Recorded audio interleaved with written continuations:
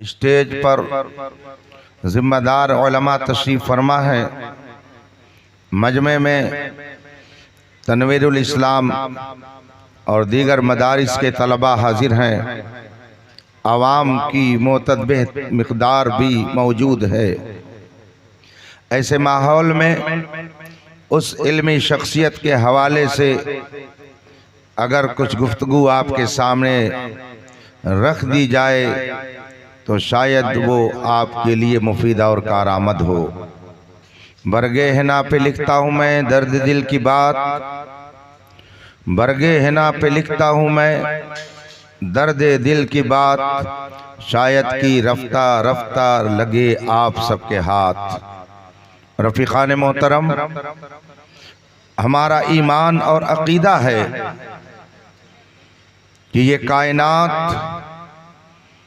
پہلے نہیں تھی، پھر ایک ہستی نے اسے پیدا کیا۔ ہمارا بنیادی عقیدہ ہے کہ ایک ذات نے اس کائنات کو بنایا اور پھر یہ کائنات ایک دن فنا ہو جائے گی۔ جس ذات نے بنایا وہ ہمیشہ سے ہے اور ہمیشہ رہے گی، وہ کبھی فنا ہونے والی ذات نہیں ہے، اور وہ ایک ہے جس کا کوئی شریک و سہیم نہیں ہے، جسے ہم اپنی زبان میں خدا کہتے ہیں، اللہ کہتے ہیں، اور دوسرے بہت سارے ناموں سے اسی ہستی کو یاد کرتے ہیں۔ اس ہستی کو دنیا میں بہت سارے لوگ مانتے ہیں اور بہت سارے لوگ اس کا انکار کرتے ہیں۔ آج بھی ایک طبقہ موجود ہے جو خدا کے وجود کا منکر ہے، خدا کے وجود کو تسلیم نہیں کرتا ہے، جسے دہریہ کہا جاتا ہے۔ دہریہ ایک گروپ ہے جو خدا کے وجود کا انکار کرتا ہے۔ اس کا نظریہ ہے یہ دنیا خود بخود بنی اور چل رہی ہے، اس کو کسی نے بنایا نہیں ہے، خدا کوئی شے نہیں ہے۔ انہیں میں سے کچھ لوگوں نے یہ بھی شگوفہ چھوڑا کہ ایک دھماکہ ہوا اور پھر یہ دنیا بن گئی،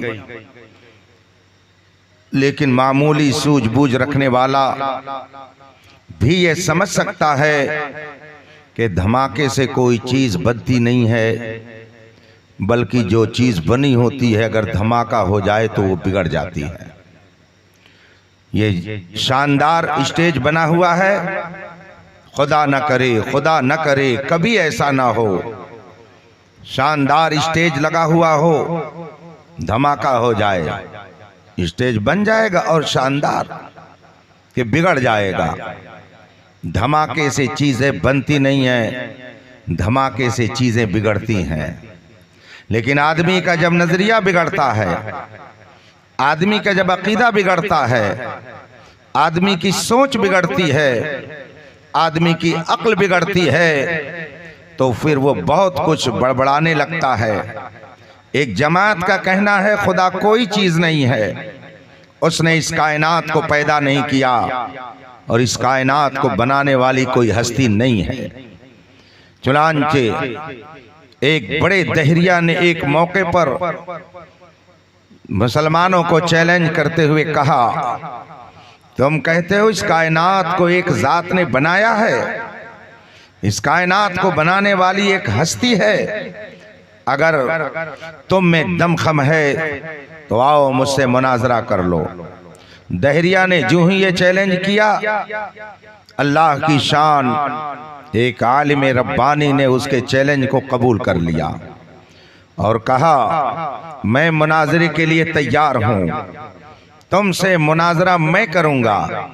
دونوں نے باتیں ایک دوسرے کی تسلیم کر لی اور پھر معاہدہ ہوا کہ مناظرے کا ایک وقت متعین کر دیا جائے۔ وقت بھی متعین ہو گیا۔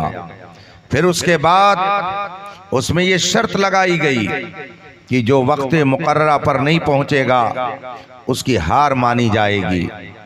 اس کی شکست تسلیم کر لی جائے گی۔ دونوں نے اس پر بھی رضامندی ظاہر کر دی۔ وقت گزرا، مناظرے کی تاریخ آئی، اور پھر وہ دہریہ جو خدا کے وجود کا انکار کرتا تھا وقت سے پہلے میدان مناظرہ میں پہنچ گیا۔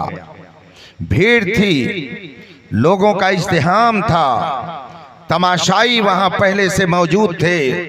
وہ دہریہ میدان میں پہنچا اور وہ وقت کا انتظار کرتا رہا۔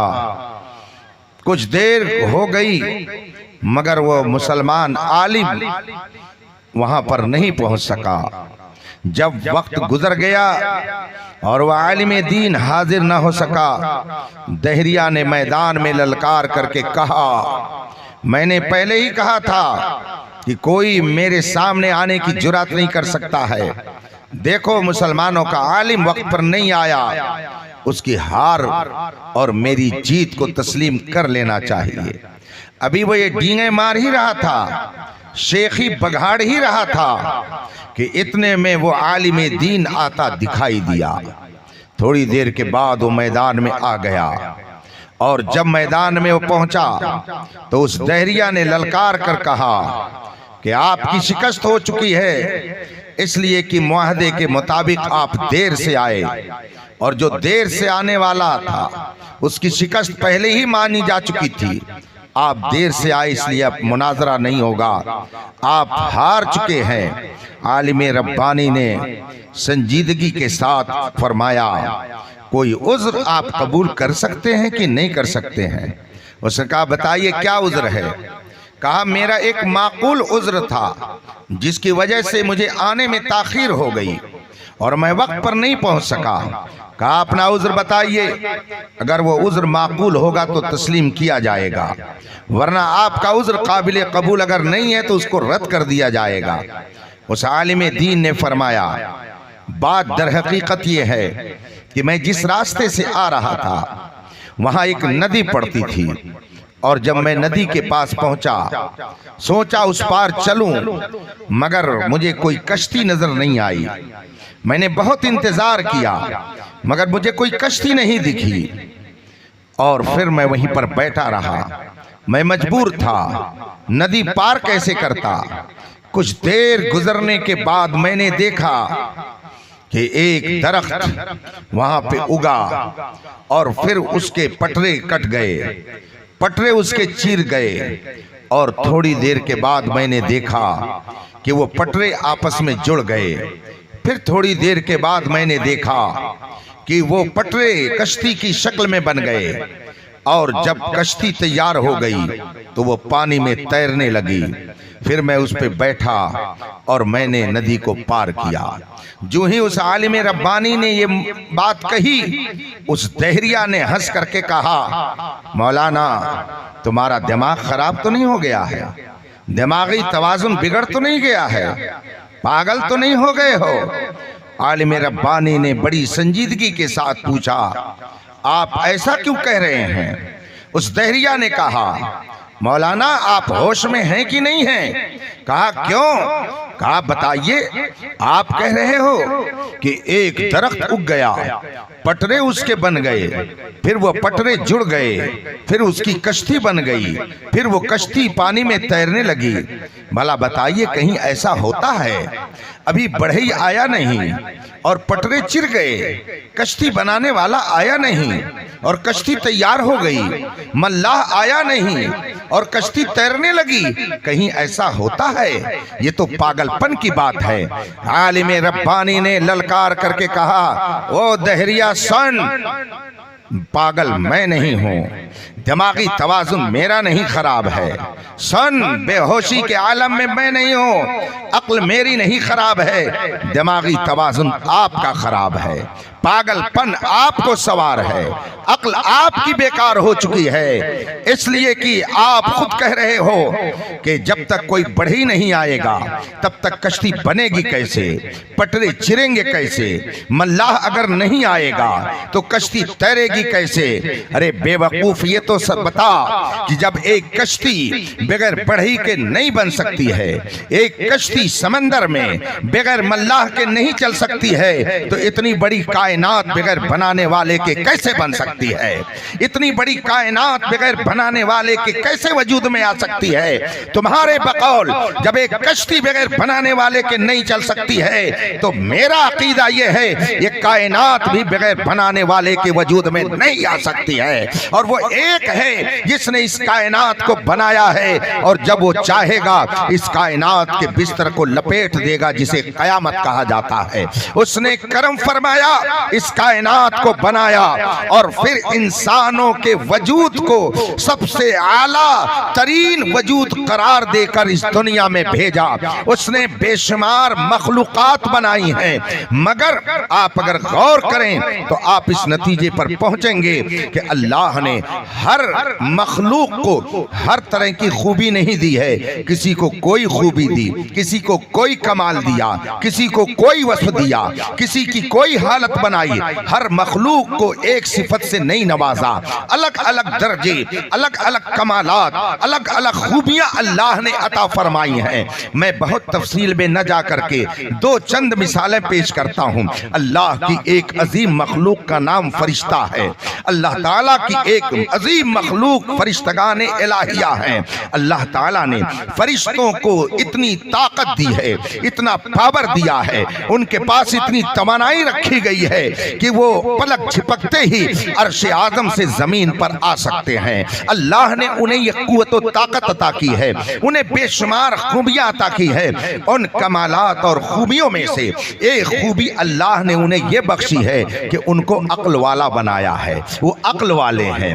فرشتوں کو اللہ نے عقل دی ہے، مگر اللہ نے فرشتوں کو عقل تو دی مگر نفس نہیں دیا ہے، وہ نفس سے پاک ہیں۔ اللہ نے فرشتوں کو عقل بخشی، ان کے پاس نفس نہیں ہے، اللہ نے انہیں نفس سے پاک رکھا ہے، اسی لیے فرشتوں سے کوئی غلطی نہیں ہوتی ہے، ان سے کوئی خطا نہیں ہوتی ہے، وہ عقل کو بہت سنبھال کر کے استعمال کرتے ہیں۔ ان کے پاس نفس نہیں ہے تو ان سے کوئی خطا بھی نہیں ہوتی ہے۔ قرآن کریم ارشاد فرماتا ہے وَيَفْعَلُونَ مَا يُؤْمَرُونَ، انہیں اللہ کی طرف سے جو آرڈر ملتا ہے وہ اس پر عمل کرتے ہیں۔ ان کے اندر عصمت پائی جاتی ہے، معصومیت پائی جاتی ہے، وہ معصوم ہیں، ان سے خطا نہیں ہو سکتی ہے، وہ خطاؤں سے پاک ہیں۔ ان کے پاس عقل ہے، نفس نہیں ہے، اور اسی کے مقابل اگر دوسرا رخ آپ دیکھیں تو اسی دنیا میں ایک مخلوق ہے جسے ہم اور آپ چوپایا کہتے ہیں،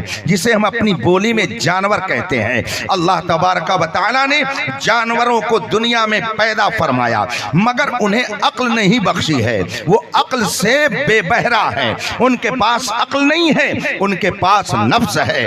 اللہ تبارک و تعالی نے انہیں عقل سے محروم رکھا اور انہیں نفس بخشا، تو اب ان کا کیا حکم ہے وہ بھی ذرا سنیے کہ اگر یہ کسی کے دسترخوان پر منہ مار دیں، کسی کے کھیت میں جا کر کے چر لیں، تو کبھی مفتی ناظم صاحب یہ فتویٰ نہیں دیں گے کہ فلاں جناب بیل نے فلاں کا کھیت کھا لیا لہذا اب بیل چل کر کے معافی مانگے، بیل چل کر کے توبہ کرے، اس نے یہ جرم کر دیا ہے، وہ کہیں بھی منہ مار لے۔ آج تک میں نے کبھی کسی مفتی سے یہ نہیں سنا کہ جس نے ایسا فتویٰ دیا ہو کہ اس بیل پر توبہ لازم ہے، اس گائے پر توبہ لازم ہے جس نے دوسرے کا کھیت بغیر اجازت کے چر لیا، جس نے دوسرے کا کھانا بغیر اجازت کے چر لیا، اس کے پاس نفس ہے، عقل نہیں ہے، تو رب قدیر نے اس کے اوپر کوئی قانون بھی لاگو نہیں کیا ہے، وہ آرڈر سے پاک ہیں، وہ کب سو جائیں، کہاں سو جائیں، کھڑے ہو کے پیشاب کریں کہ بیٹھ کر کے پیشاب کریں،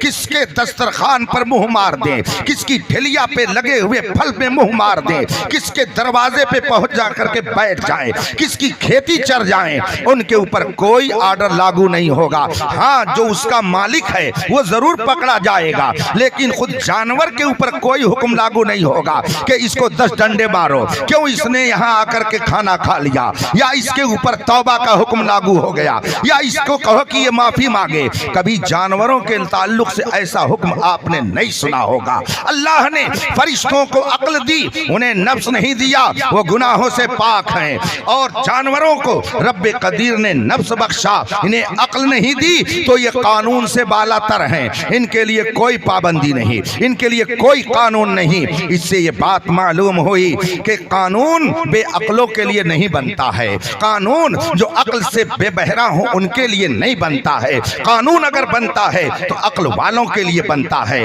سسٹم اگر بنتا ہے تو عقل و خرد رکھنے والوں کے لیے بنتا ہے۔ آپ اس کو ایک مثال سے یوں بھی سمجھ سکتے ہیں، یہ مزار پاک ہے، حضرت روشن علی بابا کا مزار شریف ہے، باہر سے آپ نے اس پہ چادر ڈال دی ہے۔ اب چادر ڈالنے کے بعد فرض کیجئے اس کے اوپر آپ نے لکھ دیا یہاں پیشاب کرنا سخت منع ہے، اور پھر آپ نے اسے بورڈ کی شکل میں وہاں لگا دیا۔ اتفاق سے مجاور صاحب باہر نکلے، اندر سے دیکھا کہ ایک نوجوان وہاں پیشاب کر رہا ہے۔ جب وہ پیشاب کر چکا، مجاور نے اس کا ہاتھ پکڑا اور متولی کے پاس لے کر کے گیا۔ سر وہاں لکھا ہوا ہے کہ یہاں پیشاب کرنا سخت منع ہے، مگر پھر بھی یہ پیشاب کر رہا تھا، اس لیے میں اسے پکڑ کر آپ کی خدمت میں لایا ہوں۔ متولی کے پاس اسے چھوڑ کر کے مجاور باہر نکلا، اور جو ہی 4 قدم آگے بڑھا تو دیکھا کہ جہاں بورڈ لگا ہوا تھا وہیں ایک گدھا کھڑا ہو کر کے پیشاب کر رہا ہے۔ اب بتائیے کہ گدھا کو متولی کے پاس پکڑ کے لے جائے گا کہ نہیں لے جائے گا؟ کھلی ہوئی بات ہے، نہیں لے جائے گا۔ کیوں نہیں لے جائے گا؟ اس لیے کہ یہ قانون گدھے کے لیے نہیں بنا، یہ قانون انسان کے لیے بنا تھا۔ اس سے پتا چلا قانون جانوروں کے لیے نہیں بنتا ہے، قانون انسانوں کے لیے بنتا ہے، عقل والوں کے لیے بنتا ہے۔ اللہ نے فرشتوں کو عقل بخشی، انہیں نفس نہیں دیا تو وہ گناہوں سے پاک ہیں۔ رب قدیر نے جانوروں کو نفس عطا کیا، ان کو عقل نہیں بخشی تو یہ بھی قانون سے بالا تر ہیں۔ لیکن حضرت انسان کا معاملہ دونوں سے الگ ہے۔ اللہ نے اسے عقل بھی بخشی ہے اور اسے نفس بھی بخشا ہے۔ اللہ تعالیٰ نے اسے دونوں خوبیاں بخشی ہیں، یہ نفس بھی رکھتا ہے، یہ عقل بھی رکھتا ہے۔ اس کو اللہ نے عقل بھی دی ہے اور نفس بھی دیا ہے۔ اب عقل اور نفس کا معاملہ کیا ہوتا ہے ذرا اسے بھی چند جملوں میں سن لیجئے۔ عقل کچھ اور کہتی ہے، نفس کچھ اور کہتا ہے۔ عقل کسی طرف لے جانا چاہتی ہے اور نفس کسی طرف لے جانا چاہتا ہے، دونوں میں اختلاف ہوتا ہے۔ عقل کچھ کہتی ہے، نفس کچھ کہتا ہے۔ عقل کہتی ہے کہ رب قدیر نے جب تمہیں پیدا کیا ہے تو وہ تمہارا محسن ہے، محسن کا احسان مانو، اگر اس کا حکم ہے تو اس پر عمل کرو۔ صبح کے وقت اگر اس نے کہہ دیا ہے کہ سورج نکلنے سے پہلے اس کی بارگاہ میں اپنی پیشانی کو جھکاؤ تو عقل یہ کہتی ہے کہ اس محسن کی فرما برداری کرنا یہی عین تقاضائے عقل ہے، عقل یہ کہتی ہے۔ مگر نفس کیا کہتا ہے؟ سو جاؤ، تھوڑی دیر اور سو جاؤ، تھوڑی دیر اور سو جاؤ۔ چنانچہ سورج نکل آتا ہے اور نفس اس کو سلاتا رہتا ہے۔ عقل کچھ اور کہتی ہے، نفس کچھ اور کہتا ہے، دونوں میں اختلاف ہو جاتا ہے، اور جب اختلاف ہوتا ہے تو دونوں میں سے کوئی شکست کھاتا ہے اور کوئی کسی کی جیت ہوتی ہے۔ اگر عقل جیت جائے، نفس ہار جائے تو یہ انسان فرشتوں کے لیے بھی قابل فخر ہو جاتا ہے۔ اگر اس کی عقل غالب آ گئی اور نفس اس کا مغلوب ہو گیا، نفس کو کنٹرول میں کر لیا اور عقل کو قابو میں کر کے اگر یہ اپنی منزل کی طرف چلنے لگا تو اس پر فرشتے بھی رش کرتے ہیں، فرشتے بھی اس پہ فخر کرتے ہیں، فرشتے بھی اسے دیکھ کر کے مسرور ہوتے ہیں۔ اور اگر انسان کی عقل مغلوب ہو جائے، انسان کی عقل ہار جائے اور نفس اس کا غالب آ جائے، نفس اس کا جیت جائے تو یہ انسان یا تو جانوروں کی طرح ہو جائے گا یا جانور سے بھی بدتر ہو جائے گا۔ آپ دیکھتے ہوں گے ہر اتوار کو آپ کے اسی قصبے سے چند لڑھیا گاڑی، بیل گاڑی خلیل آباد جاتی ہے۔ ہر دوشنبہ اتوار کو گاڑی جاتی ہے اور آتی ہے۔ بیل گاڑی آپ لے کر کے جاتے ہیں اور وہاں سے لے کر کے آتے ہیں۔ آپ نے کیا یہ نہیں دیکھا کہ خلیل آباد سے بال لاد کر جب امر ڈوبھا کے لیے بیل گاڑی چلی تو آدمی اس میں سو بھی جاتا ہے، لیکن کیا بیل بھی سو جاتا ہے؟ نہیں، بیل اپنی منزل کی طرف چلتا رہتا ہے۔ وہ چپ چاپ بیٹھا ہوا ہے بیل گاڑی والا اپنی جگہ پر، اور اس کا بیل اس کو لے کر کے آہستہ آہستہ بگھولی پہنچا، کپیا پہنچا، بکھرا پہنچا، امر ڈوبھا آ گیا۔ اب وہ بیل جو خلیل آباد سے چل کر کے امر ڈوبھا آیا، مالک تو اس کا سو رہا تھا، لیکن چونکہ اس نے اشارہ کر کے منزل کی طرف جانے والے راستے پر اس کو لگا دیا تو اب جانور بھی سمجھ گیا میرے مالک کی منشا کیا ہے، مجھے کیا کیا کرنا چاہیے اب وہ چلتا جا رہا ہے. اسے اب پریشان کرنے کی ضرورت نہیں ہے کہ وہ اپنے مالک کو پریشان کرے. اشارہ مل گیا, چلتا جا رہا ہے. کاشتکاری بھی آپ کرتے ہیں. یہ اور بات ہے کہ آج کل بیلوں سے کاشتکاری کم ہوتی ہے, ٹریکٹر کے ذریعہ زیادہ ہوتی ہے. لیکن جو دو بیل ہوتے تھے, اگر کسان کھیت میں ہل جوتتا تھا تو آپ جا کر کے آج بھی دیکھ سکتے ہیں جب دو بیل چلتے تھے تو اب اگر ایک داہنے والے بیل کو اشارہ کر دیا مڑنے کا تو فوراً وہ مڑ گیا, اور اگر چلتے رہنے کا اشارہ کیا تو وہ چلتا رہتا ہے. ذرا سی دم پکڑی فوراً وہ سمجھ جاتا ہے کہ اب میرا مالک کہہ رہا ہے مجھے یہاں سے مڑ جانا چاہیے, آگے کسی دوسرے کا کھیت ہے, مجھے یہیں تک جانا ہے, آگے نہیں جانا ہے. جانور بھی یہ سمجھتا ہے میرا مالک مجھ سے کس چیز کا مطالبہ کر رہا ہے. لیکن جب انسان کی عقل مغلوب ہو جاتی ہے, انسان کی عقل ہار جاتی ہے اور اس کا نفس غالب آ جاتا ہے تو یہ انسان یا تو جانور ہو جاتا ہے یا جانور سے بھی بدتر ہو جاتا ہے. اس وقت عالمی پیمانے پر, انٹرنیشنل پیمانے پر اگر آپ دیکھیں گے تو آپ اس نتیجے پر پہنچیں گے کہ اکثر لوگوں کی عقلیں ہار چکی ہیں, نفس ان کا جیت چکا ہے. یہی وجہ ہے کہ یہ ہزار قانون جاننے کے باوجود یہ وہ کرتا ہے جو اس کا نفس کہتا ہے. میں بہت لمبی بات نہیں کرنا چاہتا, لیکن مجھے آپ بتائیے انسان اس وقت جانور سے بدتر سطح پر گیا کہ نہیں گیا؟ کیا آپ نے کبھی یہ دیکھا کہ بیل بیل کے ساتھ جفتی کرتا ہے؟ کیا کبھی آپ نے یہ دیکھا کہ گدھا گدھے سے شادی کرتا ہے؟ کیا کبھی آپ نے یہ دیکھا کہ گھوڑا گھوڑا کے ساتھ جوڑ مارتا ہے؟ کیا کبھی آپ نے یہ دیکھا کہ گائے گائے کے ساتھ جوڑ مارتی ہے؟ کیا کبھی آپ نے یہ دیکھا کہ کھچر کھچر کے ساتھ جوڑ مارتا ہے؟ نہیں دیکھا ہوگا آپ نے, اس لیے کہ وہ اپنی فطرت کے مطابق چل رہے ہیں جس طرح سے رب کائنات نے اسے بنا دیا ہے. لیکن انسان آج کیا کرتا ہے؟ لڑکا لڑکا سے شادی کر رہا ہے, لڑکی لڑکی سے شادی کر رہی ہے. جانور تو اپنی ہم جنس گھوڑا گھوڑے کے ساتھ جوڑ نہیں کھاتا ہے, مگر یہ انسان جانور سے بھی بدتر ہو چکا ہے کہ وہ مرد مرد کے ساتھ جوڑ کھانے میں فخر محسوس کرتا ہے. انسان کی عقل جب کھو جاتی ہے, اس کی عقل جب مغلوب ہو جاتی ہے اور نفس اس کا غالب ہوتا ہے تو انسان یا تو جانور بنتا ہے یا جانور سے بھی بدتر بنتا ہے. اے مسلمانوں, اپنی قسمت پر ناز کرو کہ مصطفیٰ جان رحمت نے تمہیں انسانیت کا وہ ہنر دیا ہے. خدا کی قسم تم انسان بھی ہو, انسانیت والے بھی بنے ہوئے ہو. خود نہ تھے جو راہ پر اوروں کے ہادی بن گئے, کیا نظر تھی جس نے مردوں کو مسیحا کر دیا. آج انسان نفس کا شکار ہو کر آج وہ حرکت کرتا ہے کہ جو جانور بھی نہ کرے, جانور بھی شرمندہ ہو جائے. عقل اور نفس میں جنگ ہوتی ہے, لڑائی ہوتی ہے, اور جب دو چیزوں میں لڑائی ہوتی ہے, ٹکرا ہوتا ہے, دو گروپ پہ اختلاف ہوتا ہے تو ایک حق پر ہوگا ایک ناحق, لیکن معین اور مددگار دونوں طرف کے آپ کو مل جائیں گے. اگر دو لوگ آپس میں لڑ گئے تو کچھ ادھر سے حمایت کرنے والے, کچھ ادھر سے حمایت کرنے والے ضرور آپ کو دکھیں گے. یوں ہی سمجھئے کہ جب عقل اور نفس میں اختلاف ہوتا ہے, اس میں لڑائی ہوتی ہے, عقل کچھ اور کہتی ہے, نفس کچھ اور کہتا ہے, تو اب عقل کی حمایت کرنے والی کچھ چیزیں ہوتی ہیں اور کچھ چیزیں نفس کی حمایت کرنے والی ہوتی ہیں. ادھر سے بھی معین و مددگار اور ادھر سے بھی معین و مددگار. عقل کی مددگار جو شے ہے وہ پاکیزہ ہے, اور نفس کی ہیلفر جو چیز ہے وہ نجس و ناپاک ہے. اللہ تبارک و تعالیٰ نے انسان کو عقل بخشی, اس کی عقل کی حمایت کے لیے, عقل کی ہدایت کے لیے, عقل کی مدد کے لیے اللہ تبارک و تعالیٰ نے ایک مقدس جماعت پیدا فرمائی ہے, اور نفس کی حمایت کے لیے بھی ایک گروپ پیدا کیا ہے. اس گروپ کے گرو گھنٹال کا نام ابلیس ہے, جو نفس کی حمایت میں رہتا ہے.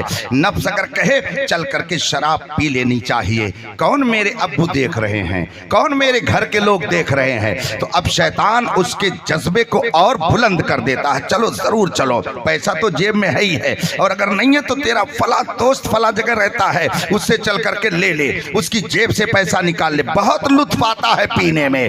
تو اب انسان کے نفس نے جب شراب نوشی پر انسان کو ابھارا, شیطان نے اس کی مدد کیا, اور پھر جب اس نے مدد کی تو اس کا حوصلہ بلند ہو گیا, اور بالآخر وہ جا کر کے گناہوں میں ملوث ہو جاتا ہے. اسی طریقے سے عقل انسانی اگر ہارنے لگتی ہے تو پھر اس کی مدد کے لیے بھی اللہ تبارک و تعالی کچھ نفوس قدسیہ کو بھیجتا ہے, کچھ ذوات قدسیہ کو عقل کی حمایت کے لیے رب قدیر تیار کرتا ہے.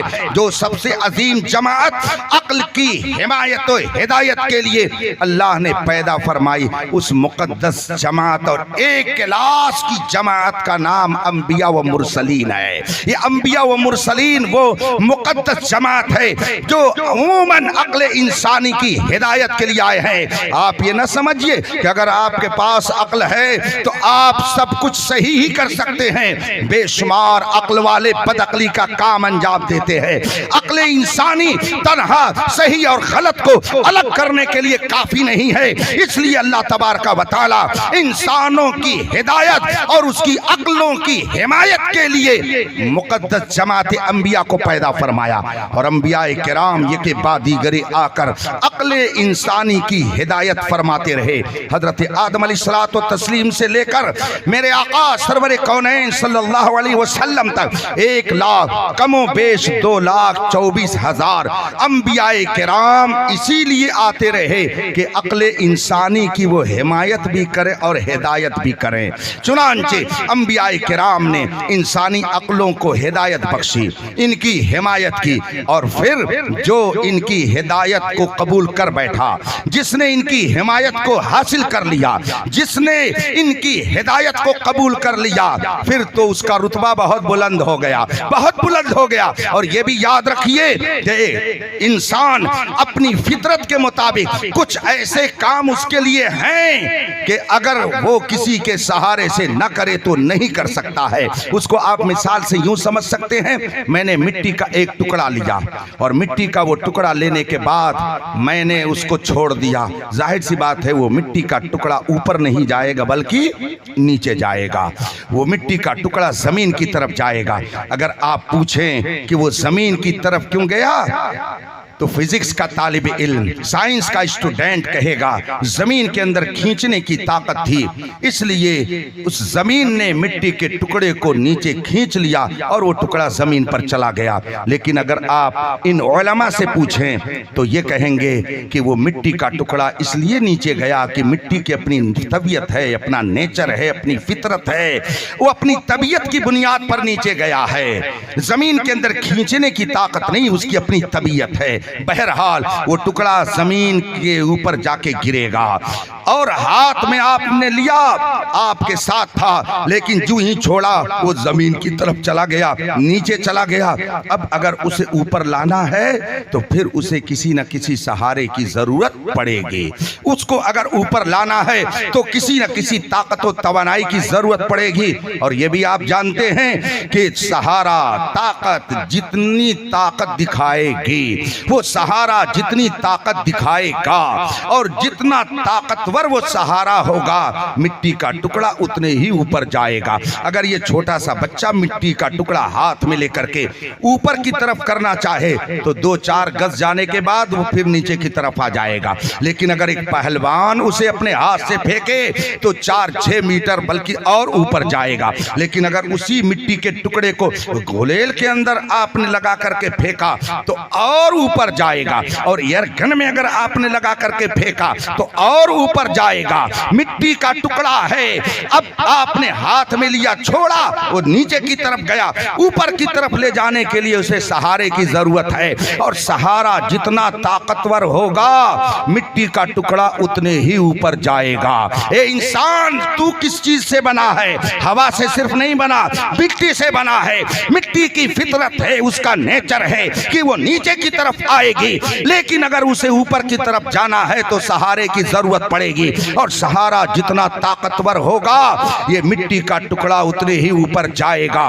اسی طریقے سے اس انسان کی فطرت ہے، اپنی فطرت کے مطابق یہ گناہوں کے گڈھے کی طرف جائے گا۔ اب اگر اس کو نیکیوں کے آسمان پر لے جانا ہے تو اسے کسی نہ کسی سہارے کی ضرورت پڑے گی، اور سہارا جتنا طاقتور ہوگا یہ انسان اتنی ہی بلندی پر جائے گا۔ پوری کائنات میں سب سے طاقتور سہارے کا نام مصطفیٰ جان رحمت ہے، اسی لیے جو رسول پاک کی نگاہ کرم سے حصہ پا گیا، مصطفیٰ نے اسے اتنا بلند کر دیا کہ دنیا میں کوئی ان کا مقابلہ نہیں کر سکتا۔